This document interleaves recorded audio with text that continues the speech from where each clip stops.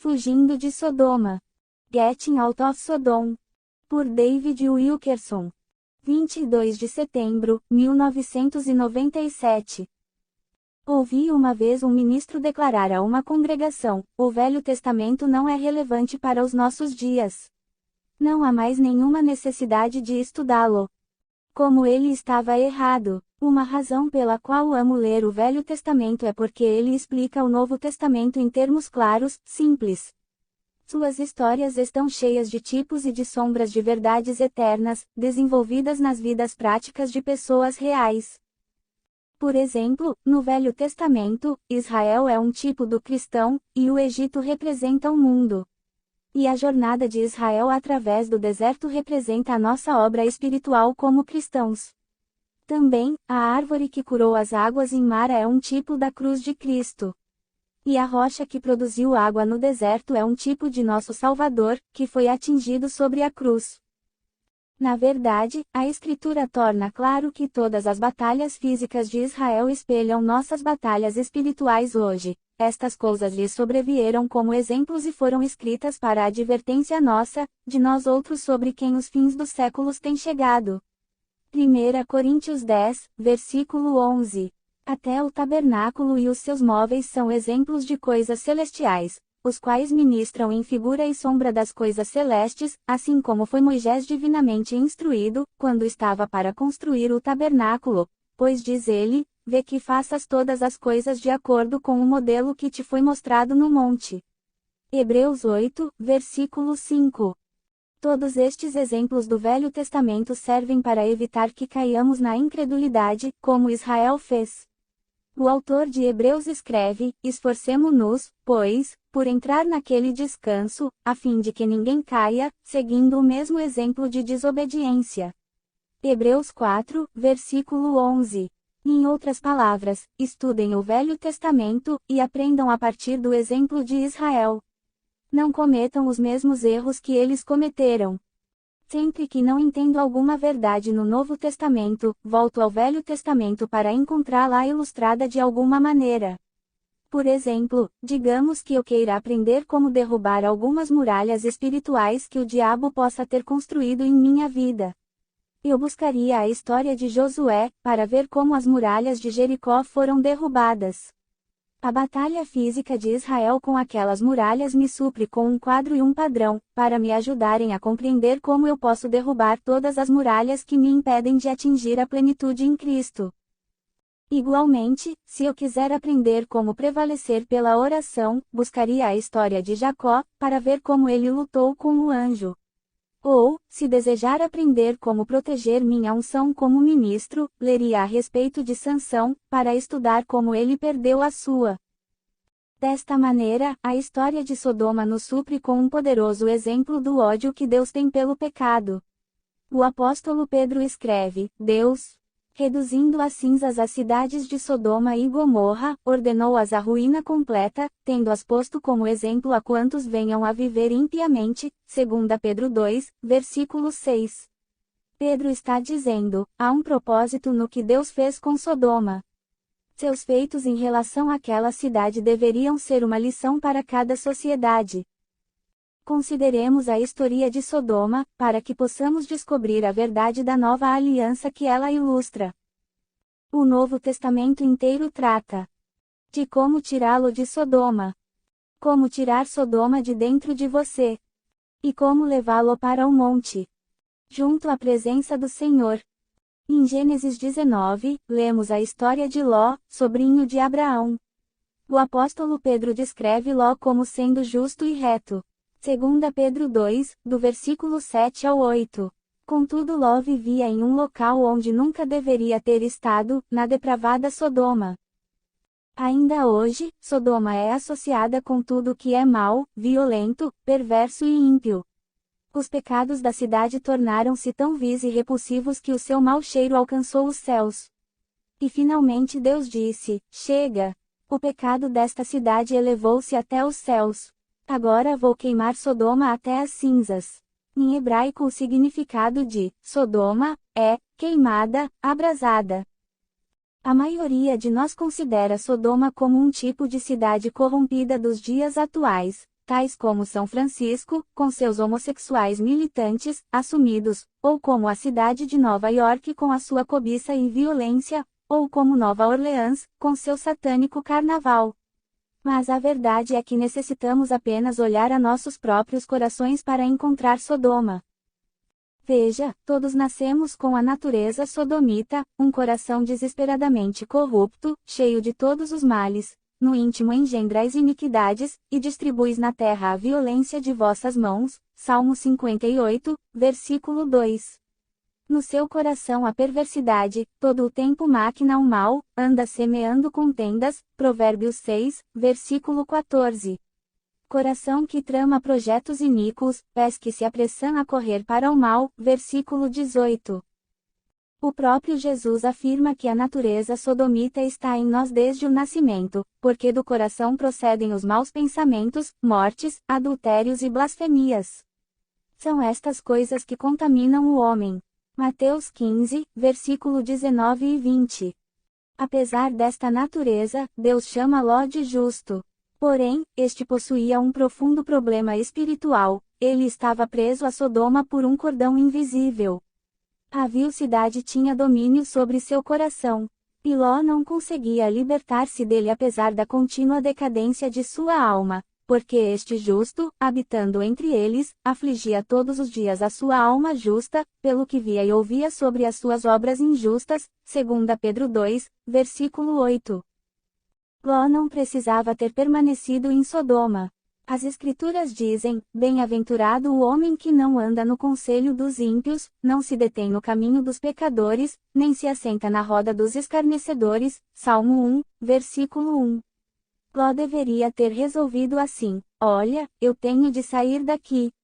Se eu continuar por mais tempo, essa iniquidade irá me dominar. Isto custará a minha alma. Mas ele jamais teve a força de vontade para partir. Deus já havia concedido a Ló pelo menos uma oportunidade para sair. Em Gênesis 14, lemos que uma confederação de exércitos reais invadiu Sodoma e Gomorra, saqueando as cidades e aprisionando o povo. Ló e sua família estavam entre aqueles que foram capturados. Gênesis 14, versículo 12. Quando Abraão soube do ataque, armou seus 318 servos e foi ao encalço dos invasores.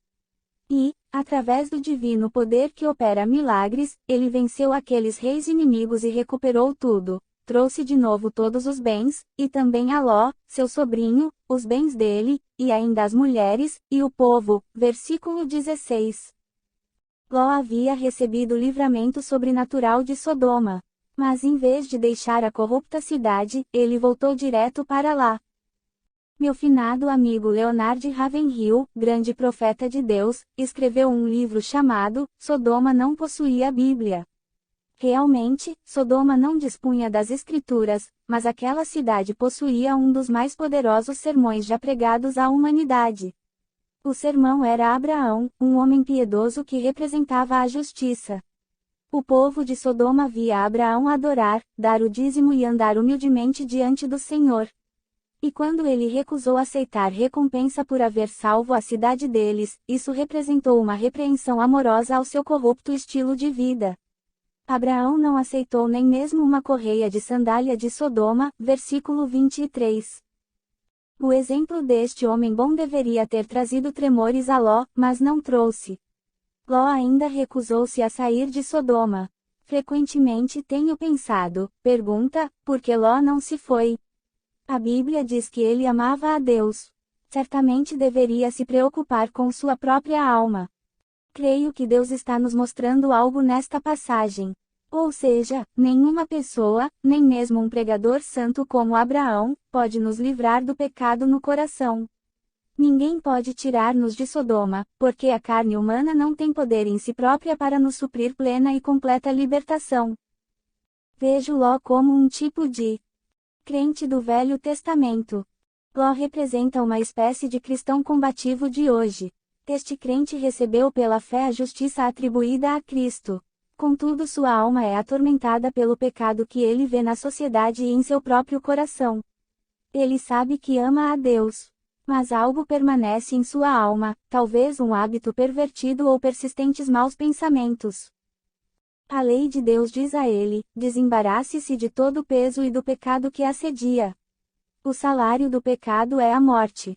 Na verdade, a lei continuamente requer a obediência deste crente. Contudo, ela também continuamente condena seu coração.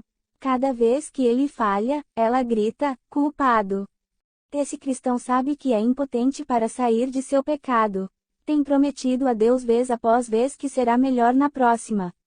Mas sempre cede à sua iniquidade. E acaba por gritar: estou totalmente preso. Não tenho poder para superar isto. Não consegue tirar a si próprio de Sodoma. Sob a velha aliança, requeria-se obediência absoluta. A lei de Deus não permitia concessões nem a menor das desobediências. Para simplificar, a alma que pecasse perecia. Aqueles mandamentos foram colocados claramente, descrevendo a perfeita obediência que um Deus Santo exige.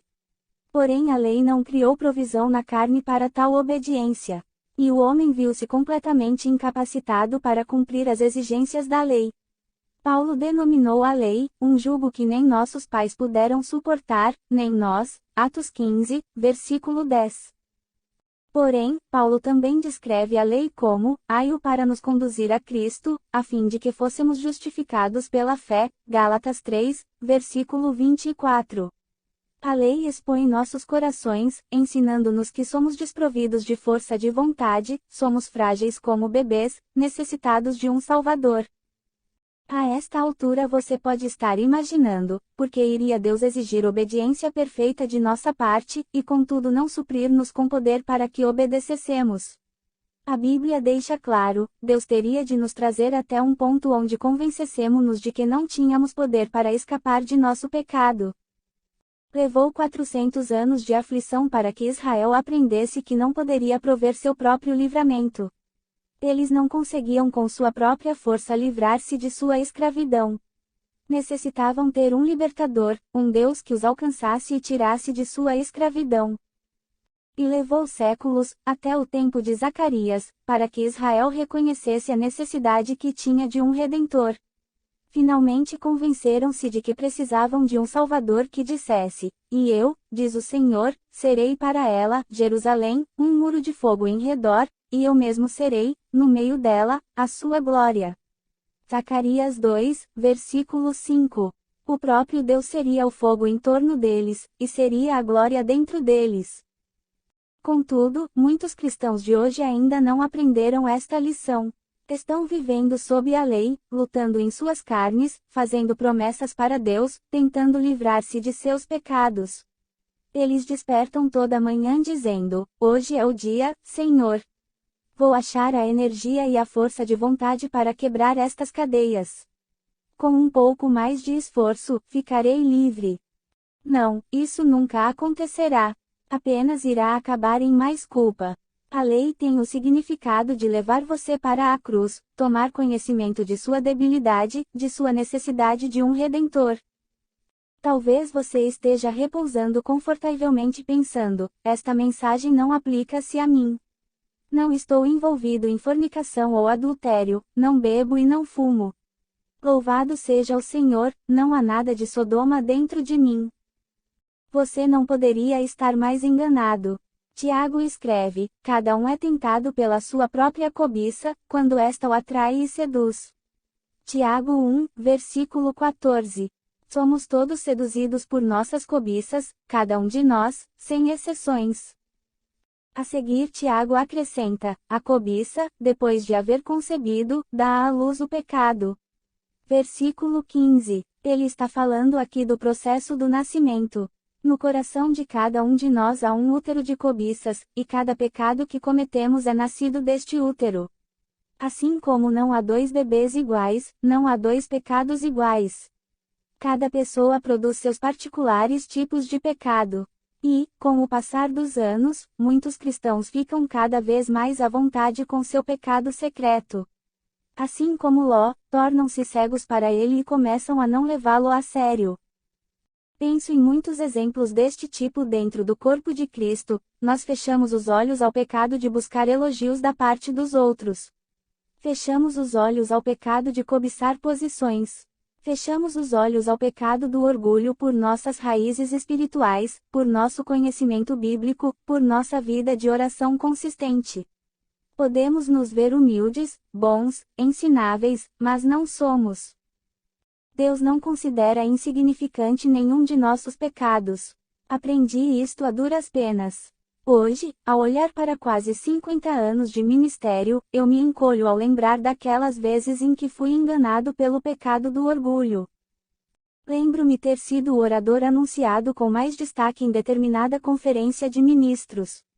Pensei, o Senhor tem me abençoado com tão grandes revelações. Não me impressiono com nenhuma destas pessoas famosas que estão aqui. Deus separou-me desde o nascimento para ser um pregador ungido. Não muito depois disto, acabei sob o farol de busca do Espírito Santo, e ele focalizava diretamente o meu orgulho. Não houvera eu me apegado à exortação de Paulo de deixar para trás as coisas passadas, e eu teria sucumbido ao desespero. Mas Deus mostrou-me sua misericórdia. Agradeço a Deus por sua graça e longanimidade para comigo, naquela época e agora.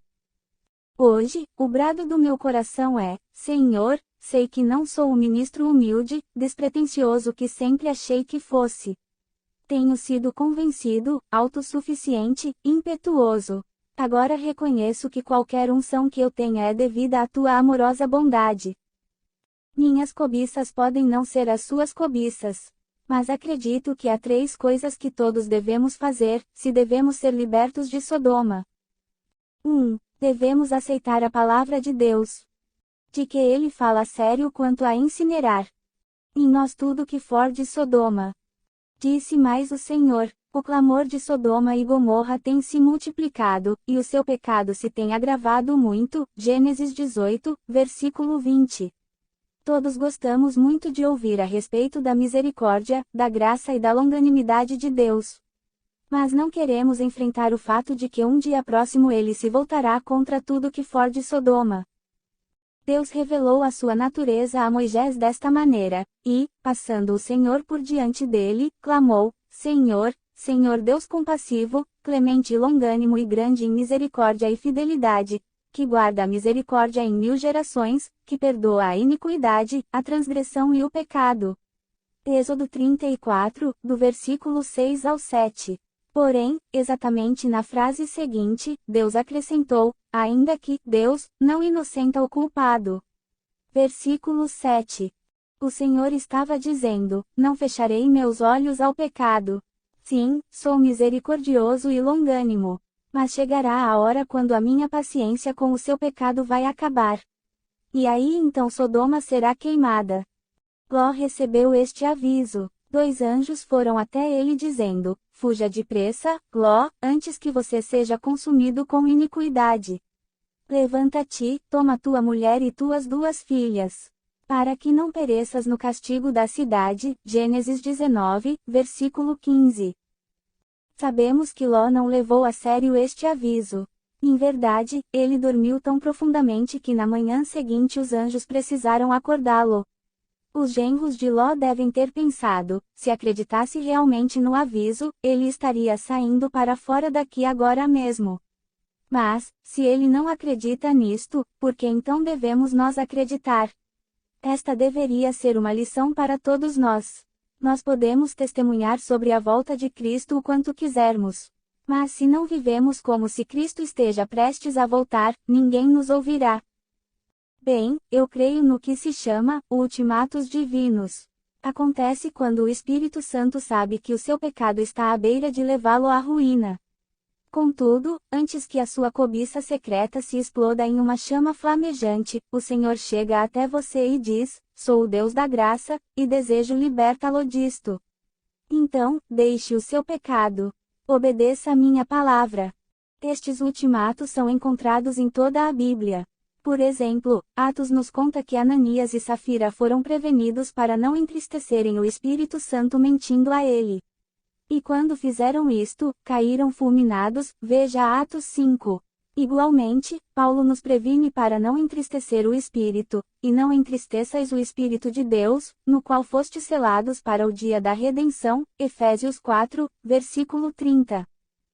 Não importa o quanto você ora ou jejua, ou quão fiel você é em fazer a obra de Deus. Se você não admitir que o seu pecado é concebido de suas próprias cobiças, e se você não acredita que Deus irá tratar seriamente com ele, você está enganado. 2. Você deve parar de tentar fazer acordo com o seu pecado. O dia de Ló acertar as contas finalmente chegou. Uma turba enraivecida de homens sodomitas cercara a sua casa, dando pancadas na porta e gritando obscenidades. Exigiam que Ló os mandasse os 2 anjos para que pudessem violenta luz. Chamaram a Ló. Onde estão os homens que entraram esta noite na tua casa? Traze-os cá fora a nós para que abusemos deles. Gênesis 19, versículo 5. Era uma cena horripilante. Contudo, a reação de Ló foi a de tentar negociar com os homens. Evidentemente, Ló era um juiz em Sodoma porque se assentava às portas da cidade, e tinha uma reputação a zelar. Então, ele tentou arrazoar com a multidão. Até mesmo chegou ao ponto de chamá-los, irmãos, provando que havia aceito o pecado de Sodoma de maneira irrefletida. Rogo-vos, meus irmãos, que não façais mal, tenho 2 filhas, virgens, eu vou-las trarei, tratai-as como vos parecer, porém nada façais a estes homens. Versículos 7 a 8. Um teólogo já escreveu que Ló sabia que estes homens não iriam molestar suas filhas, porque eram homossexuais. Talvez Ló tenha arrazoado consigo próprio: estes homens são um grupo de sodomizadores, querendo satisfazer suas pervertidas cobiças. Não são uma ameaça para as mulheres. Se eu os enviar minhas filhas agora, elas voltarão amanhã cedo sem nenhum mal. Que estupidez! Mesmo se isto fosse verdade, Ló estaria tentando livrar um pecado com um outro. Mas é impossível negociar com a lascívia. Sempre que você tenta construir limites em torno dela, ela sempre os rompe, respingando além de suas bordas. Ló é um exemplo de o que um pecado oculto pode fazer a um homem reto. Ele foi claramente iludido. Seu pecado havia produzido nele uma condição tão perigosa que ele daria tudo para salvar a sua imagem, incluindo sua amada família. Ele provavelmente pensou: se isto funcionar, salvarei minhas filhas e também minha reputação. Tudo continuará como dantes. Afinal de contas, até que não é tão mal viver em Sodoma. Este homem não estava preparado para enfrentar a realidade. Ele estava prolongando cansativamente o seu momento de acerto de contas, ainda insistindo e negociando, tentando adiar o livramento de Deus em sua vida. E amados, esta é a atitude que muitos cristãos têm hoje. Convencem-se a si próprios: meu Deus é um Deus de misericórdia. Ele livrou-me de meus pecados antes, e o fará de novo. Não, Deus diz a você através desta passagem: chega de negociar. Chega de trocar um pecado mais pesado por um pecado mais leve. Tudo tem de cessar. 3. Ló jamais se retirou de Sodoma por si só. Ló teria morrido no holocausto, não houvera Deus cuidado do assunto ele próprio. O Senhor literalmente agarrou Ló e sua família e puxou-os para fora da cidade. Como, porém, se demorasse, pegaram-no os homens pela mão, a ele, a sua mulher e as 2 filhas, sendo-lhe o Senhor misericordioso, e o tiraram, e o puseram fora da cidade. Gênesis 19, versículo 16. Que maravilhoso quadro da graça de nosso Senhor na nova aliança! Como Ló se demorasse à beira da destruição, sem força e nem vontade para se livrar, Deus com suas mãos levou para a segurança este homem confuso, iludido e preso ao pecado.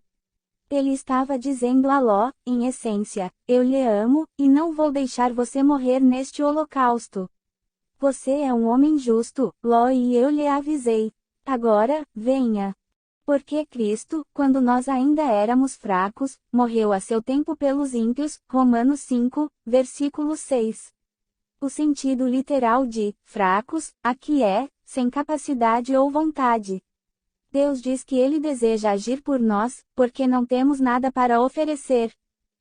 O Senhor deu mais uma determinação a Ló: livra-te, salva a tua vida, não olhes para trás. Foge para o monte, para que não pereças. Gênesis 19, versículo 17. O monte representa aqui a presença de Deus, um lugar a sós com Ele. Vemos esta imagem se repetindo em todas as Escrituras. Foi sobre um monte que Moisés foi tocado pela glória de Deus. Que Cristo foi transfigurado diante de seus discípulos. Que Jesus buscou seu Pai em oração. Todas estas coisas aconteceram sobre o monte. Grande é o Senhor e muito digno de louvor, na cidade do nosso Deus, no seu monte santo. Salmo 48, versículo 1. Subamos ao monte do Senhor, a casa do Deus de Jacó, para que nos ensine o que concerne aos seus caminhos. Isaías 2, versículo 3. A mensagem aqui é: quando Deus te liberta pela fé em suas promessas, corra direto para o monte de sua santidade. Porém, Ló ainda não estava querendo correr para a presença de Deus.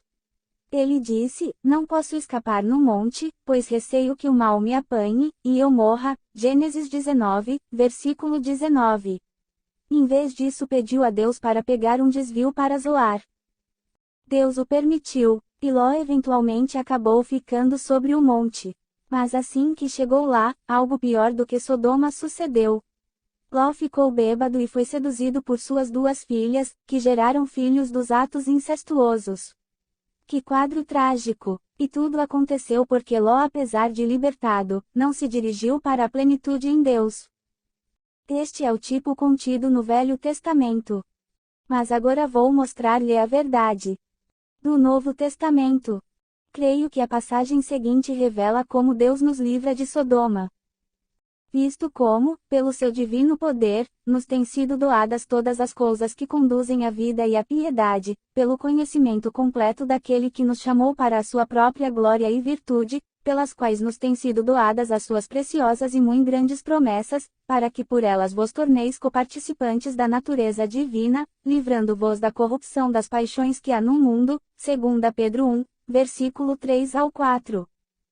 Deus vem até nós em nossa condição de ilusão e de prisão, com suas poderosas promessas de plena e completa libertação. Diz: comprometo-me a libertá-lo e guardá-lo da iniquidade. Então aceite que minhas promessas se apoderem de você. Que verdade maravilhosa e libertadora! Somos levados para fora de nossos pecados ao nos apoderarmos das promessas de Deus. Pense nisto por um instante. Pedro afirma aos crentes aos quais se dirige nesta epístola, que a ação de Deus está, livrando-vos da corrupção das paixões que há no mundo, versículo 4. Como estes cristãos escaparam do pecado? Eles receberam poder divino, vida e devoção, através de sua fé nas promessas de Deus. Prezado Santo, o seu Pai deseja que você conheça a plenitude da alegria em Cristo. E esta alegria brilhará apenas à medida em que você é liberto do poder do pecado. Então, permita que o Espírito Santo penetre no interior do útero das suas lascívias, e remova tudo que seja diferente de Cristo. Ore ao Senhor agora mesmo. Ó Pai, concordo contigo quanto ao meu pecado. O mau cheiro do meu envolvimento alcançou o céu. E sei que isto tem de cessar imediatamente. Senhor, eu recebo teu ultimato amoroso, divino. E eu me rendo inteiro diante de ti. Queime tudo que seja mal em mim. E permita que tuas promessas se apoderem de meu coração. Guie-me à montanha de tua santidade. Amém. Copyright, limitações à reprodução. Este arquivo de dados é propriedade exclusiva de Word Challenge. Ele não pode ser alterado ou editado de nenhuma maneira.